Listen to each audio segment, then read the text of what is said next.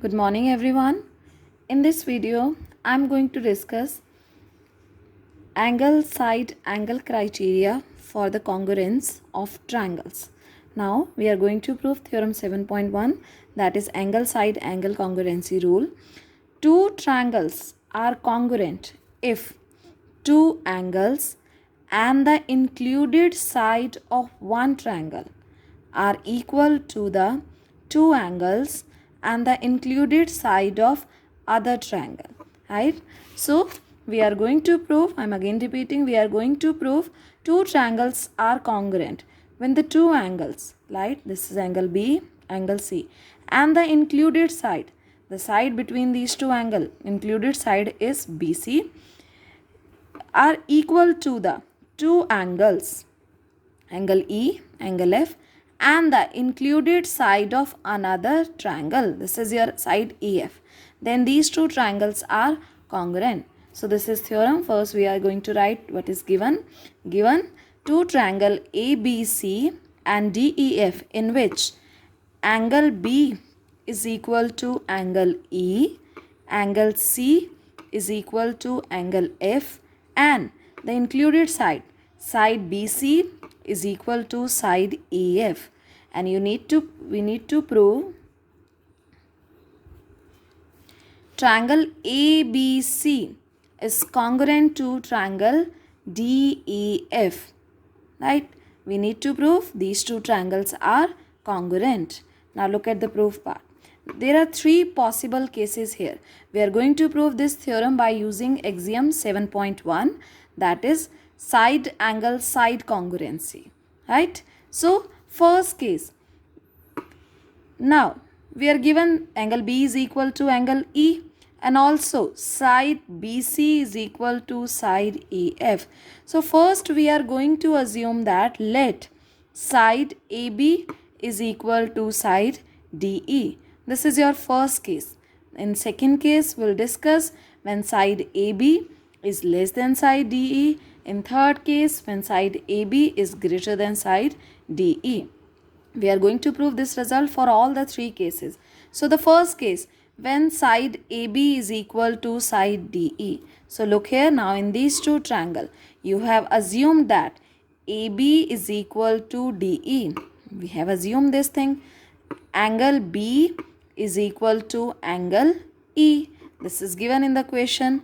Theorem here, right? And side BC is equal to side EF. So two sides, AB, BC, they are equal to the two sides, DE, EF of another angle, and the included angle, angle B, here angle D, are also equal. So by using side angle side congruency, look here, side angle side congruency, these two triangles are congruent.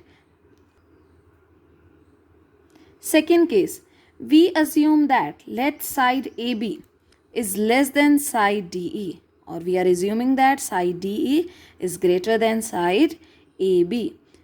So we are going to take a point D dash on this side DE such that D dash E is equal to AB. I am again repeating. Second case, we assume that side AB is less than side DE. So we are going to take one point D dash on this side DE such that D dash E, this D dash E is equal to AB. Now you join D dash with F.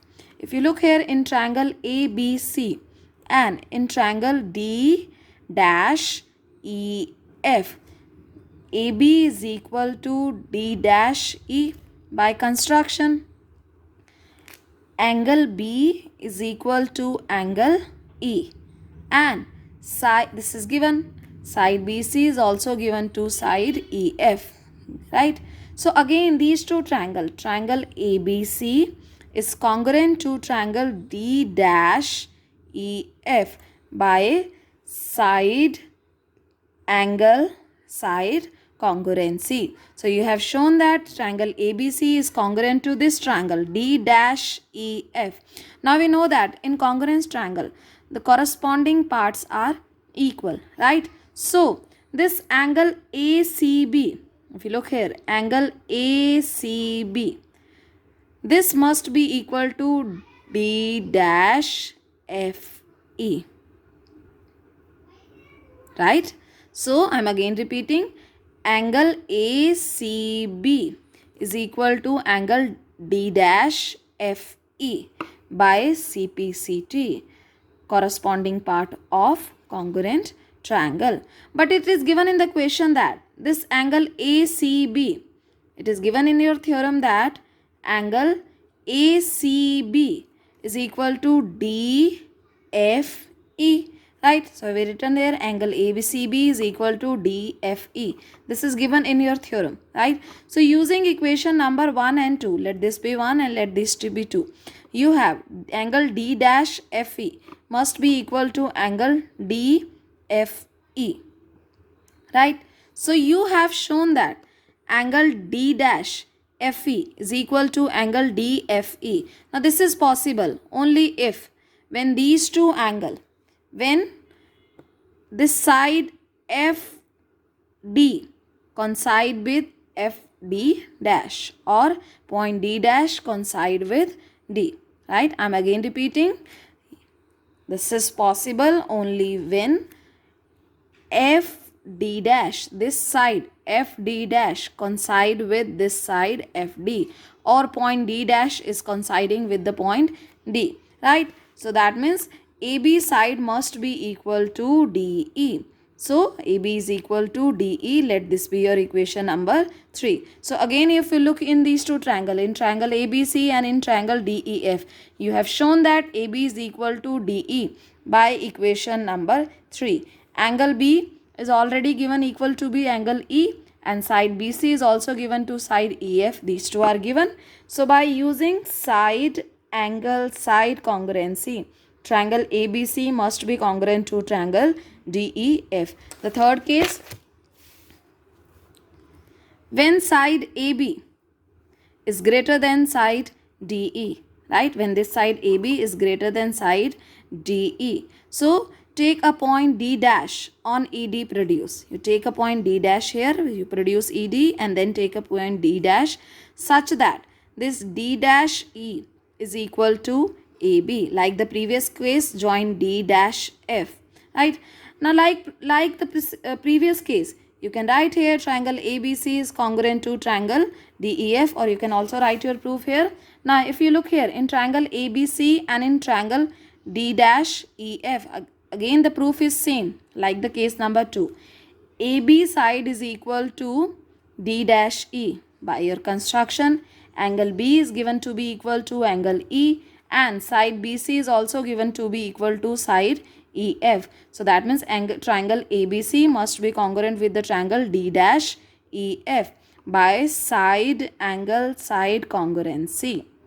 So angle ACB, this angle ACB, it must be equal to D dash FE by CPCT. The corresponding part of congruent triangle are equal. Let this be equation number 4. But it is given in your theorem that angle ACB is equal to this angle DFE. This is your DFE, right? Now this is possible only when FD dash coincide with FD, right? Or point D dash coincide with D. That means this AB must be equal to DE. Same case like the previous, same points are written here. So AB must be equal to DE. Now if AB is equal to DE, just look in the diagram. AB is equal to DE. Angle B is equal to angles E. This is given. Side BC is equal to side EF. This is also given. So by using side angle side congruency, these two triangle ABC are also congruent. Now AAS congruency rule, that is angle side congruency rule. If two angles in any side of a triangle are equal to the corresponding angle and side of another triangle, then the two triangles are congruent. Here we are given angle A